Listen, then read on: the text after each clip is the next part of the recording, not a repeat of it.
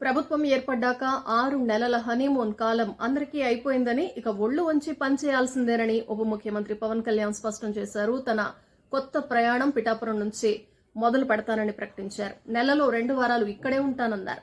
ప్రతి గ్రామం తిరుగుతానని, ఒళ్లు వంచి పనిచేస్తానని, ఆ తర్వాతే ఓట్లు అడుగుతానని స్పష్టం చేశారు. 5 ఏళ్ల పాలన పూర్తయ్యాక ఇంకోసారి ఎమ్మెల్యేగా అవకాశం ఇవ్వొచ్చని అనిపిస్తే ఇవ్వండి, లేదంటే వదిలేయండి అని వ్యాఖ్యానించారు. ఇకపై రాష్ట్రమంతా తిరుగుతానని, ప్రతి జిల్లా కేంద్రంలోనూ పర్యటిస్తానని చెప్పారు. పిఠాపురం శక్తిపీఠంపై ఆనవేసి మనస్ఫూర్తిగా చెప్తున్నానని, 15 ఏళ్లకు తక్కువ కాకుండా కూటమి ప్రభుత్వం ఉండాలని కోరుకుంటున్నానని పవన్ కళ్యాణ్ వ్యాఖ్యానించారు. సంక్రాంతి పండుగ నేపథ్యంలో హైదరాబాద్ నగరవాసులు స్వగ్రామాలకు బయలుదేరారు. నేటి నుంచి వరుస సెలవులు ఉండటంతో సొంతూళ్లకు తరలి వెళ్తున్నారు. పండుగకు వెళ్లే వారితో మెట్రో రైళ్ల రద్దీ నెలకొంది. సికింద్రాబాద్ పరేడ్ మైదానంలో జనవరి 13 నుంచి 15 వరకు కైట్ అండ్ స్వీట్ ఫెస్టివల్ నిర్వహించనున్నట్లు మంత్రి జూపల్లి కృష్ణారావు తెలిపారు. ఈ సందర్భంగా అంతర్జాతీయ స్వీట్ ఫెస్టివల్ పోస్టర్ను మంత్రి విడుదల చేశారు. వివిధ రాష్ట్రాలకు చెందిన వారు స్వీట్ ఫెస్టివల్లో పాల్గొంటారని తెలిపారు. Indonesia, Sri Lanka, Kathmandu, Scotland, Malaysia, Italy, దక్షిణాఫ్రికా, నెదర్లాండ్స్ సహా మొత్తం 50 దేశాలకు చెందిన దాదాపు 150 మంది ఫ్లయర్స్ కైట్ ఫెస్టివల్లో పాల్గొంటారు. ఈ 3 రోజులు ఎన్నో సాంస్కృతిక కార్యక్రమాలు జరుగుతాయని తెలిపారు. ఎవరైనా పాల్గొనవచ్చన్నారు.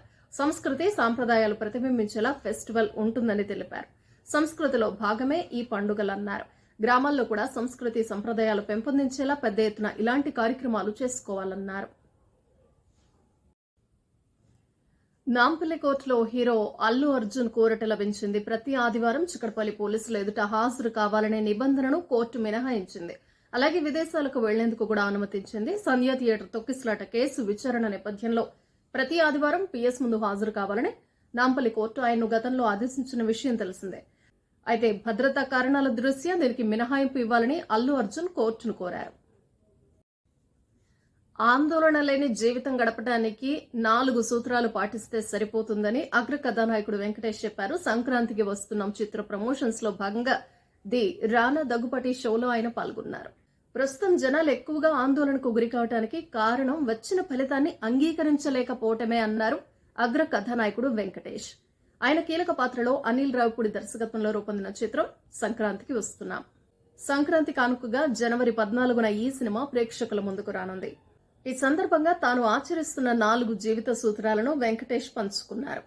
నా వరకు నేనెప్పుడూ జీవితంలో 4 విషయాలు పాటిస్తానన్నారు.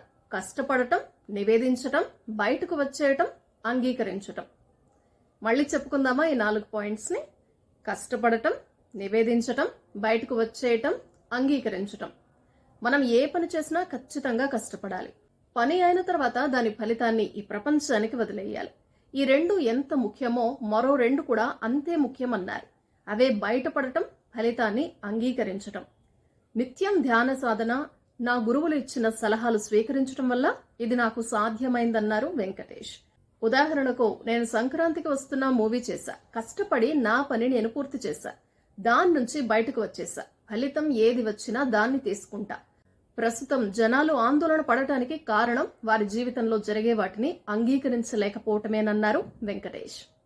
చూశారు కదా, వెంకటేష్ బాబు గారు చెప్పిన 4 జీవిత సూత్రాలు చాలా బాగున్నాయి కదా. మరి మీరు తప్పకుండా పాటిస్తారని ఆశిస్తున్నా. మదగజరాజా ప్రమోషన్స్ లో భాగంగా తాజాగా ఓ ఇంటర్వ్యూలో పాల్గొన్నారు నటి వరలక్ష్మి. శరత్ కుమార్, విశాల్ ఆరోగ్యం గురించి విలేకరులు ప్రశ్నించగా ఆమె స్పందించారు. అభిమానుల ఆశీస్సులు ఆయనకు ఎప్పుడు ఉంటాయని అన్నారు. ఆయన త్వరగా కోలుకోవాలని కోరుకుంటున్నారని తెలిపారు.